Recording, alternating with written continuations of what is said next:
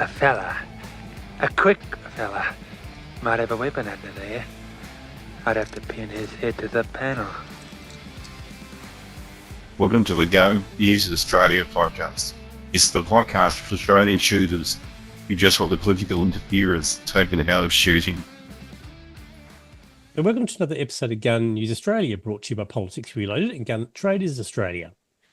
Now, after nearly a year of battling bureaucracy, we're on the verge of uncovering what new gun laws and policies our nation's firearm registries are working on.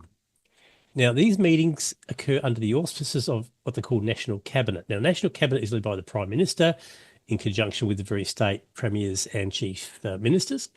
And under each of those different portfolios, there's a range of subcommittees. So you're going to find subcommittees for health, for roads, for education, whatever. But also there is one for firearms, and that's called the Firearms and Weapons Policy Working Group, FWPWG.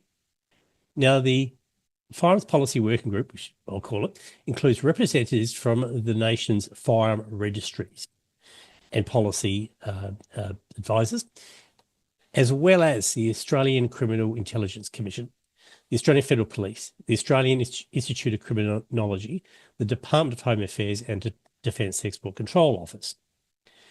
There are no shooting interests that are represented on this at all. Now, straight off the bat, my argument is that if government wants to make laws about aviation safety, you would expect they're going to consult the aviation sector, pilots, engineers, and the like. Otherwise, you're going to have planes fall out of the sky. You would expect that if the government was to regulate the control of or distribution of pharmaceuticals, that they would involve chemists and doctors and the like. But when it comes to firearms, for some reason, there are no industry representatives on it, just the police, basically. And also, the other thing about it is quite that stands out quite a bit is the only information you'll find on its website is that its primary objective is to, in their words, facilitate improved national consistency in response to firearm and weapon issues. Now, let's go forward a little bit to Western Australia, where the new Firearms Act has some objectives in it. And one of the objectives is, in their words, to facilitate a nationally consistent approach to the control of firearms. So you can see here where this is heading with our firearm registries. Now, we all know about the Western Australian gun laws, how horrible they are, but that's obviously, this is the path that we do not want them to take. Now, what was also particularly interesting is that this group, as I said, they publish their purpose, but they publish no minutes, no agendas, no discussion papers or anything. They do that in other portfolios, but they don't do that with firearms. So that's why we have put in a series of freedom of information requests to different states and to the federal government. It's called FOI, Freedom of Information. Now, FOI is also known in other states as Right to Information, Right to Know, and Government Information Public Access. So if you're not familiar with the term FOI, it's what most states use, and that's what it is. So our FOI requests sought access to documents such as minutes and agendas that related to policy discussions and policy advice, because that's what ends up as being laws in our states and territories. Now, that started nearly a year ago. It's cost a lot of money, involved dozens of emails with relevant agencies, not just with the registries, but other government agencies. Now, we've kept this under wraps until now because it's starting to bear some fruit, or at least produce some very interesting excuses. One of the key FOIs that went to the New South Wales Police Force. Now, the New South Wales Police did deny the request, stating that there was an overriding public interest against the disclosure of the information. The refusal was based on concerns that releasing the documents could, in their words, compromise the effectiveness of the police force's functions, such as investigating crimes and preventing crime.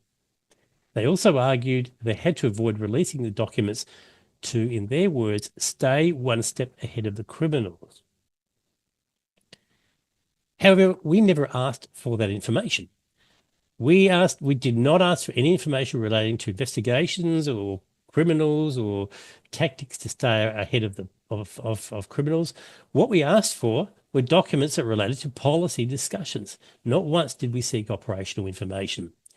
Now, interestingly, with all the conversations that we've had with New South Wales Police, which I believe actually were narrowing on the policy documents, not once did they raise this concern with us. So to me, it's pretty obvious that the registry managers there decided, as part of the consultation that occurs within New South Wales Police, to put this smoke screen up.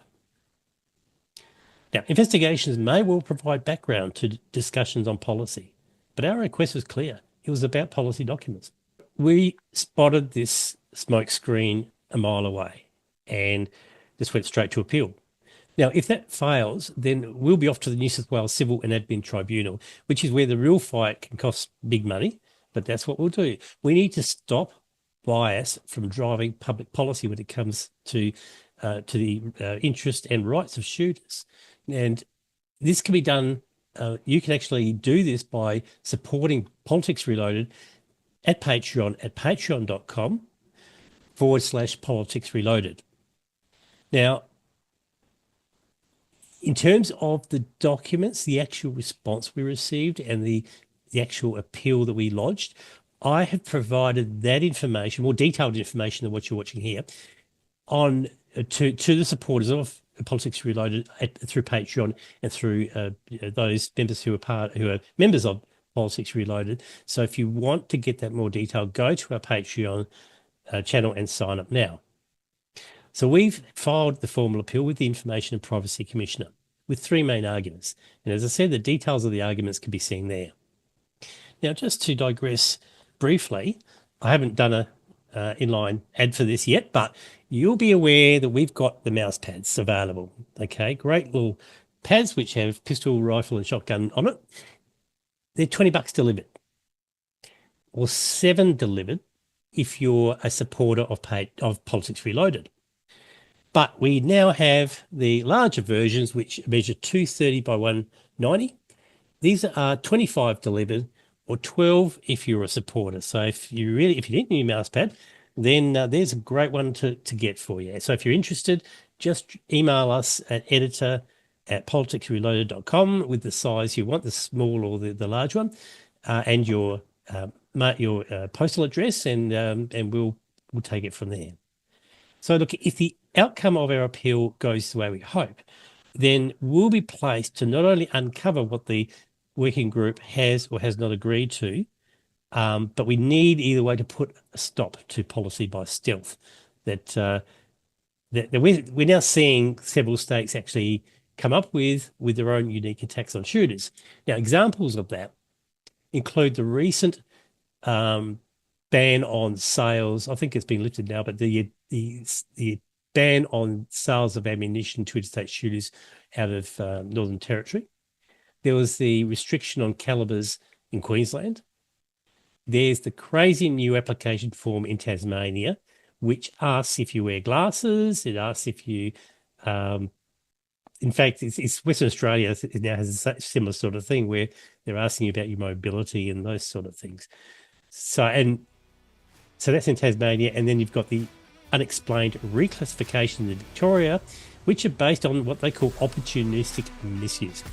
So that's exactly what we reckon why the Firearms Weapons Policy Working Group, that we need to be able to see what it is that they're doing.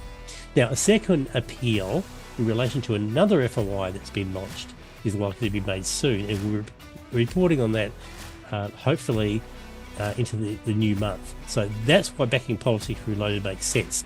So thank you for your time, and we'll see you later. Well, I hope you enjoyed this episode of Gun News Australia. If you're a subscriber to our YouTube channel, you'll get access to every episode when they're published.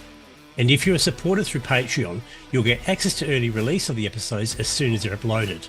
And you'll also get access to our Friday night live streams. So to support our work, simply go to patreon.com/Politics Reloaded or use the QR code on the screen. or see the description in this episode for details.